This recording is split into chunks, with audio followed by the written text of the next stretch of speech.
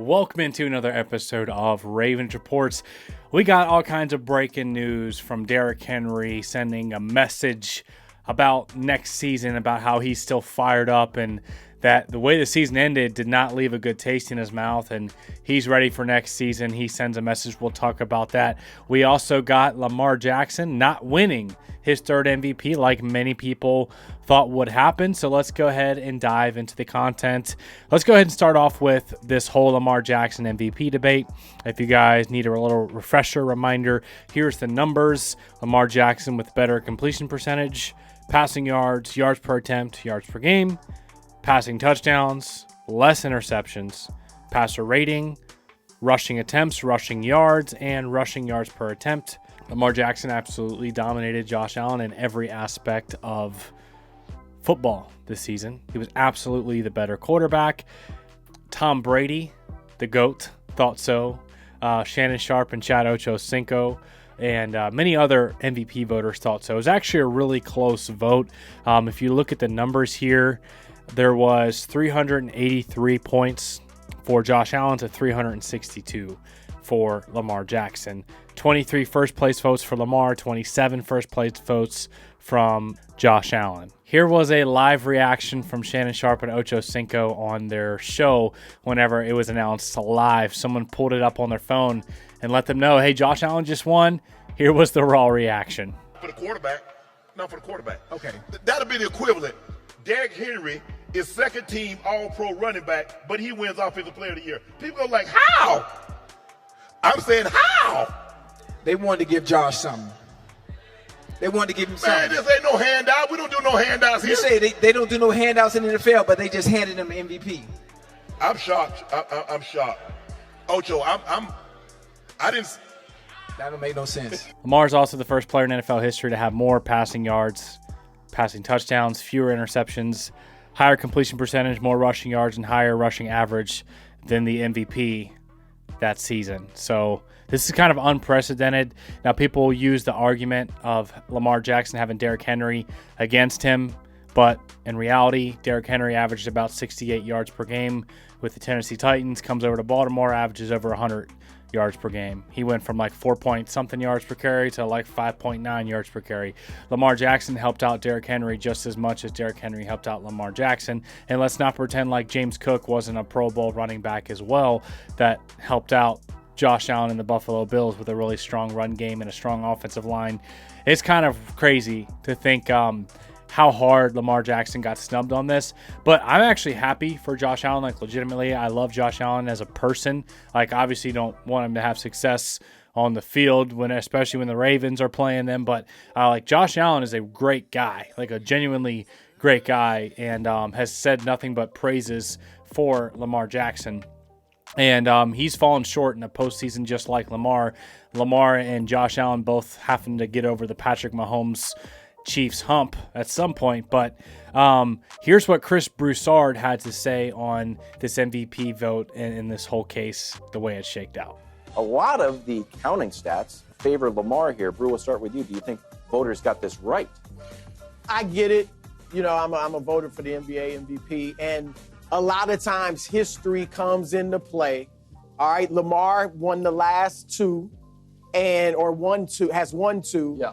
But is the only player with two or more MVPs to never win a championship. And he's never even been to the Super Bowl. Yep. So voters do look at things like that when it comes to the vote. And then a lot of times when you have players that look like they're on Hall of Fame trajectories, you spread it out. You know, oh, yeah, maybe Lamar was better, but Josh was great. Josh hasn't won one. Lamar's got two. Let's give one to Josh. So I get what they did. That said, they got it wrong. All right, and you saw Brew's ballot, the last one, had Lamar as the MVP. You threw up the numbers.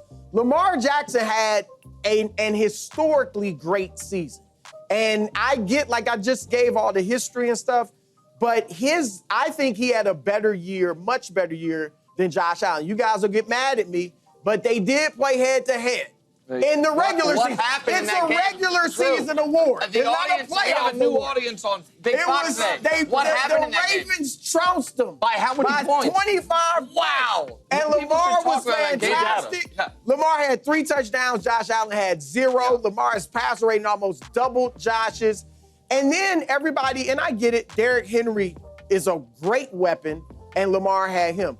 But I would argue that Lamar helped Henry as much, if not more, than Henry helped Lamar. Last year in Tennessee, Derrick Henry averaged 68 yards a game. This year with Lamar as a threat, he averaged 113. Great take. All right, he averaged 4.2 yards a carry last year. This year was 5.9. So Lamar Jackson clearly helped Derrick Henry. So I think Lamar should have gotten this award. I won't kill it because I understand the votes. But last thing, Nick, not only by my estimation did they get it wrong. They got it wrong by their own estimation. They did a weird thing where they said all-pro. And if you remember the day it happened, I said I thought it was in play, that they would say the best quarterback's been Lamar, but the most valuable, and that they would use the supporting cast It's against him. happened before. But it's rare. But I'm like, Very come on, rare. how can you be the MVP of the league? And not the best We guy take in his your best player, but you weren't the best quarterback on the all-pro team. So next up, we got Derrick Henry, who was at the NFL Honors, and he was interviewed and got to catch up a little bit. And Diana Rossini talked to him, and he said that, I want to retire a Raven. Now, that's good news because I think Derrick Henry's got another year or two where he can really be a bell cow and make a difference.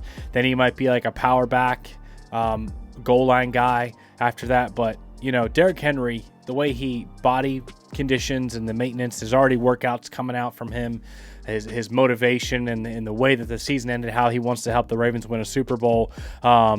He's fired up, man. Here's what he had to say in an interview with Garrett Downing of the Baltimore Ravens. A lot of fun, but we ultimately came up short, and that's just what replays in my head.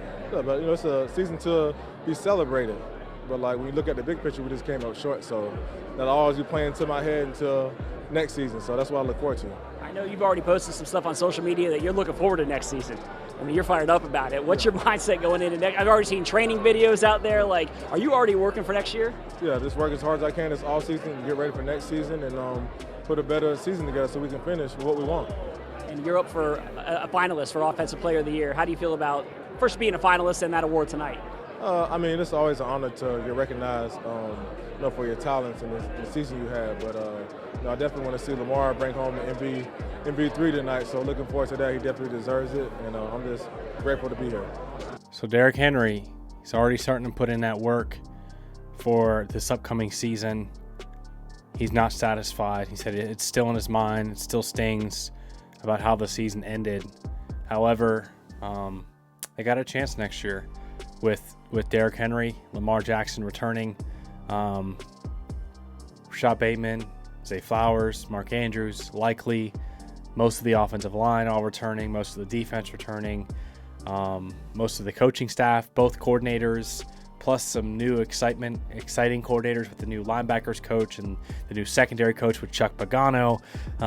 This team is going to be really good. I also think they're going to get off to a much hotter start. Last season they started 0-2, which kind of put them in a little bit of a hole, and I think they're going to get off to a hot start and be back in contention for the number 1 seed this upcoming year. But I also wanted to just announce to you guys that I've been thinking about this for a long time, about starting another channel.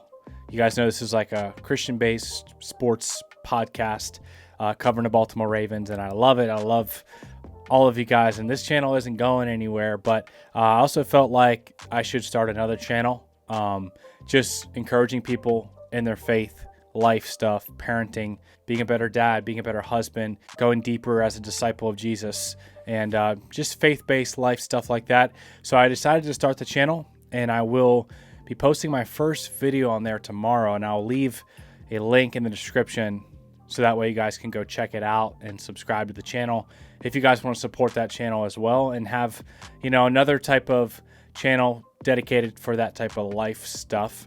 I think you guys will really appreciate it and get value out of that as well, and I'm excited for it. But I also just want to thank all the patrons. I want to thank all the subscribers that have been watching the videos for the last few years. Can't believe we're already at like 47,000 subscribers, and that I get to do this full time It's great. I'm blessed, man. I love you guys. I appreciate y'all. Thank y'all for tuning in, and we'll see you in the next video.